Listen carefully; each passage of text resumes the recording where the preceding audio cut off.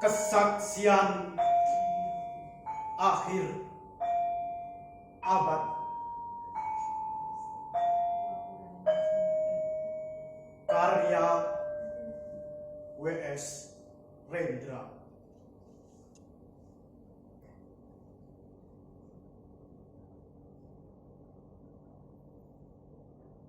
Ratap tangis menerpa pintu kalbuku.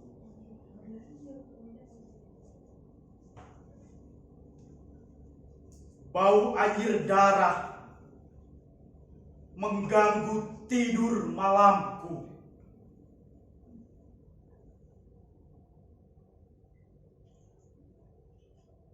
Oh tikar tafakur,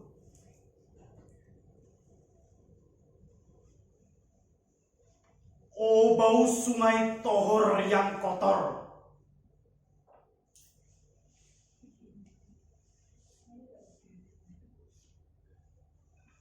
Bagaimana aku akan bisa membaca keadaan ini?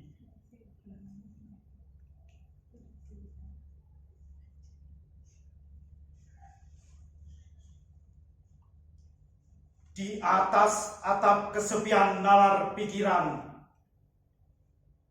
yang digalaukan oleh lampu-lampu kota yang bertengkar dengan malam,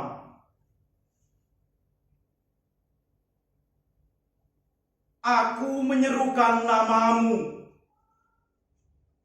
wahai para leluhur Nusantara.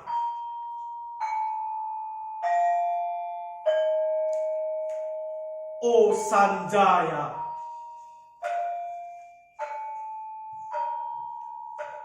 leluhur dari kebudayaan tanah.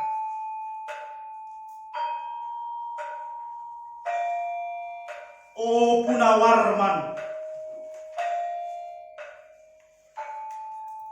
leluhur dari kebudayaan air.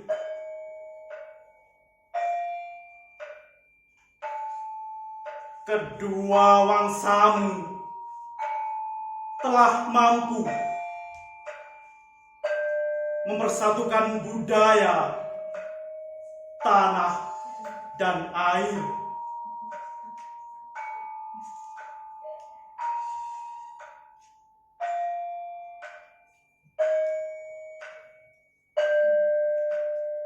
Oh Resi Kuturan, oh Resi Nirarta, empu-empu tampan yang penuh kedamaian.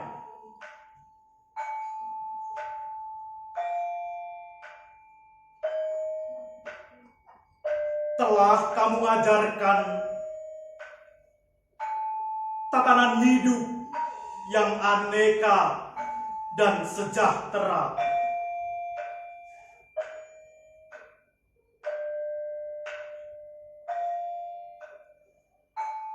Yang dijaga oleh Dewan Hukum Adat.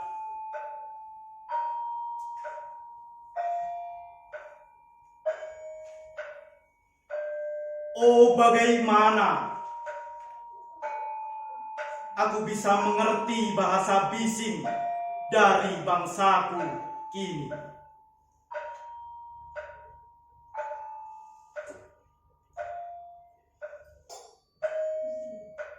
Oh Kajau Lalido, bintang cemerlang tanah ugi.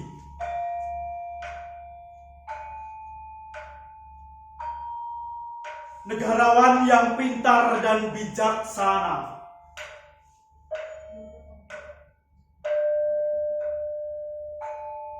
Telah kamu ajarkan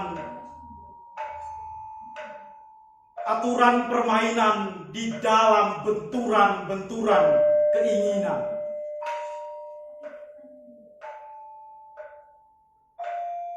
Yang berbagai ragam di dalam kehidupan. Ade, bicara, rapang dan wari.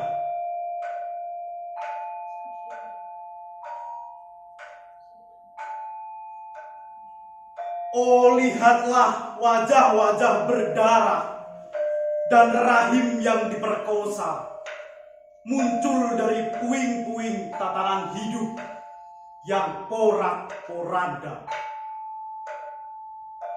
Kejahatan kasat mata, tertawa tanpa pengadilan, kekuasaan, kekerasan, berak dan berdahak di atas bendera kebangsaan.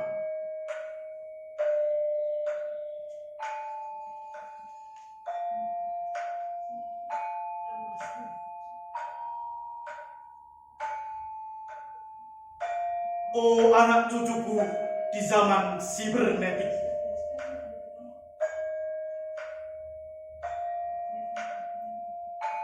bagaimana akan kalian baca prasasti dari zaman kami? Apakah kami akan mampu menjadi ilham kesimpulan? Ataukah kami justru menjadi sumber masalah di dalam kehidupan?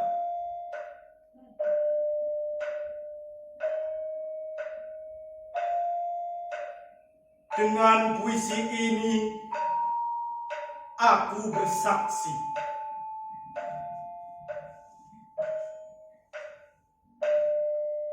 bahwa rakyat Indonesia belum merdeka.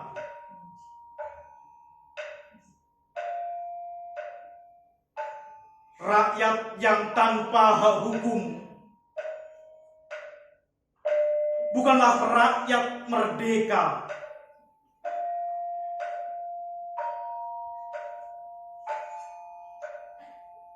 Hak hukum yang tidak dilindungi oleh lembaga pengadilan yang mandiri adalah hukum yang ditulis di atas air.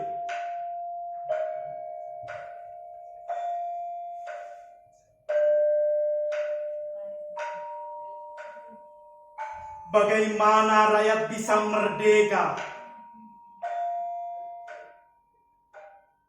bila polisi menjadi aparat pemerintah dan tidak menjadi aparat hukum yang melindungi hak warga negara?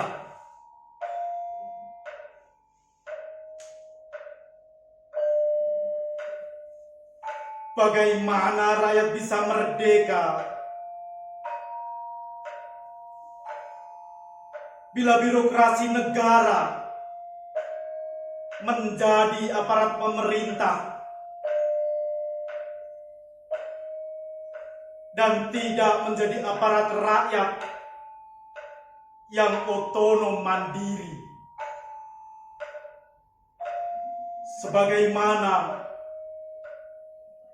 layaknya di negara yang berdaulat rakyat?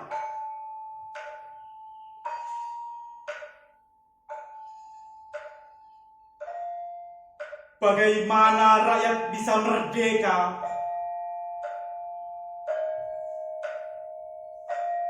bila hak pilih mereka dipasung, tidak boleh memilih secara langsung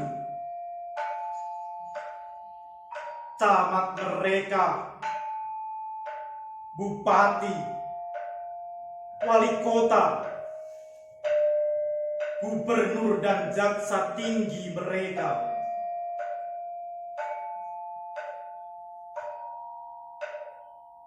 Dan partai-partai politik yang menganggap rakyat hanya abdi partai,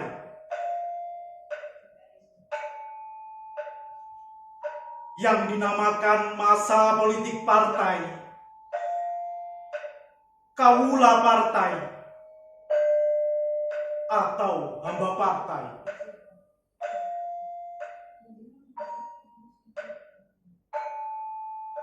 Bagaimana rakyat bisa merdeka bila pemerintah melecehkan perdagangan antar daerah dan mengembangkan merkantilisme dendles sehingga rela menekan kesejahteraan buruh, petani, nelayan, guru dan serdadu berpangkat rendah.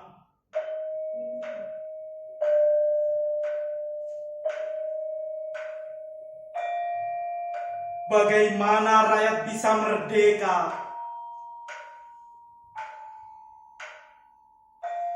bila provinsi-provinsi sekedar menjadi tanah jajahan pemerintah pusat? Tidak boleh mengatur ekonominya sendiri, tatanan hidupnya sendiri, dan juga keamanannya sendiri.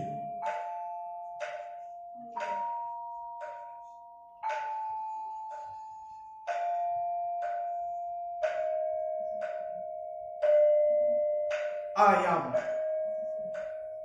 serigala, macan ataupun gajah, semuanya peka pada wilayahnya.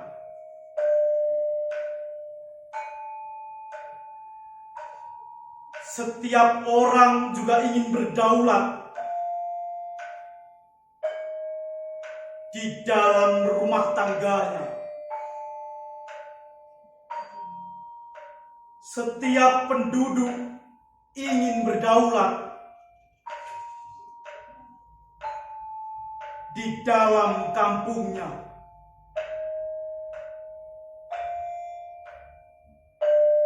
Dan kehidupan berbangsa tidak perlu merusak daulat kedaerahan.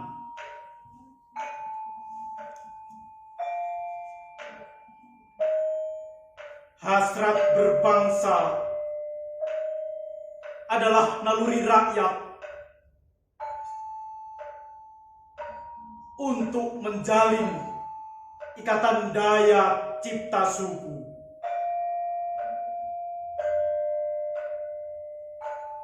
Yang penuh keanekaan kehidupan dan memaklumkan wilayah pergaulan yang lebih luas untuk merdeka bersama.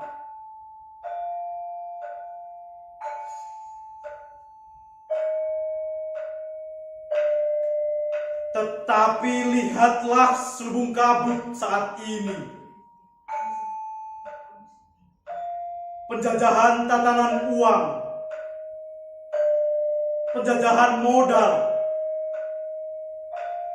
penjajahan kekerasan senjata, dan penjajahan oleh partai-partai politik masih merajalela di dalam negara.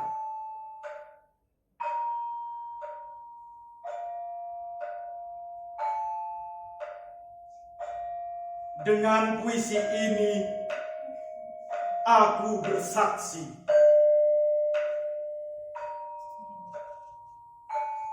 bahwa sampai saat puisi ini aku tanda tangani,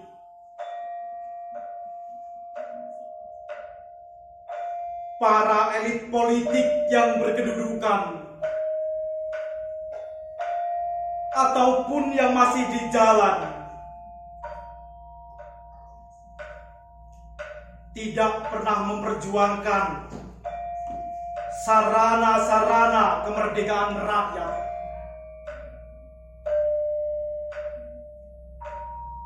Mereka hanya rusuh dan gaduh,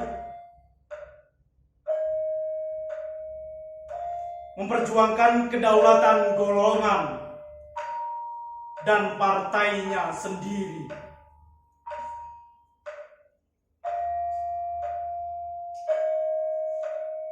Mereka hanya bergulat untuk posisi sendiri.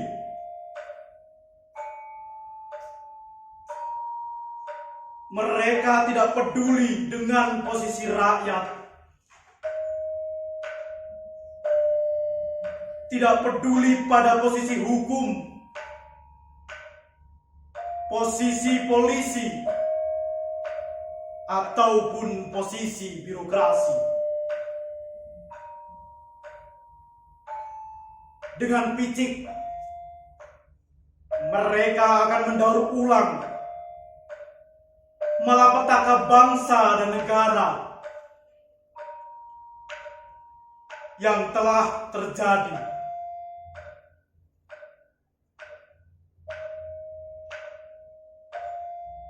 Oh Indonesia,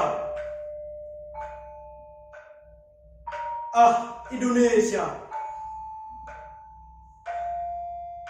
negara yang kehilangan makna.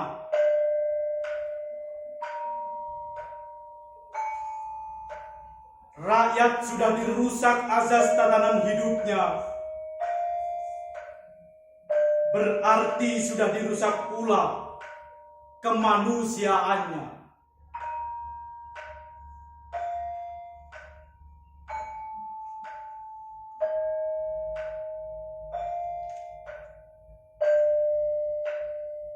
Maka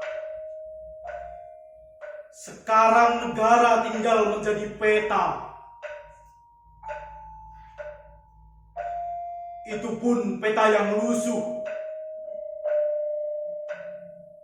dan hampir sobek pula. Pendangkalan kehidupan bangsa telah terjadi. Tata nilai rancu, dusta, pencurian, penjarahan, dan kekerasan halal.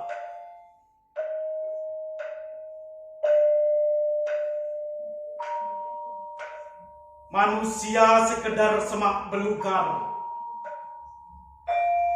yang gampang dikacau dan dibakar. Paket-paket pikiran murah dijajakan.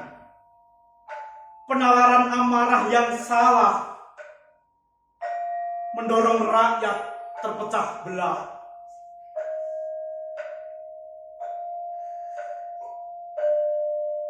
Negara tak mungkin diutuhkan tanpa rakyatnya dimanusiakan.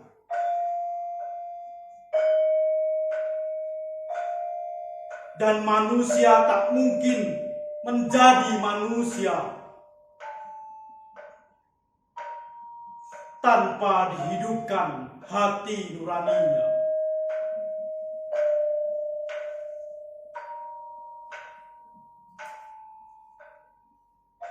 Hati nurani adalah hakim adil untuk diri kita sendiri.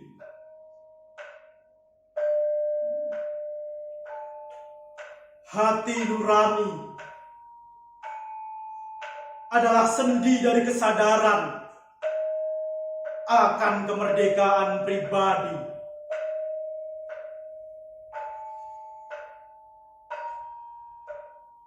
Dengan puisi ini, aku bersaksi bahwa hati nurani itu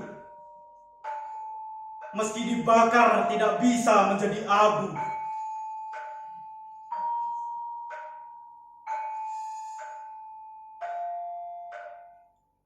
Hati nurani senantiasa bisa bersemi meski sudah ditebang putus di batang.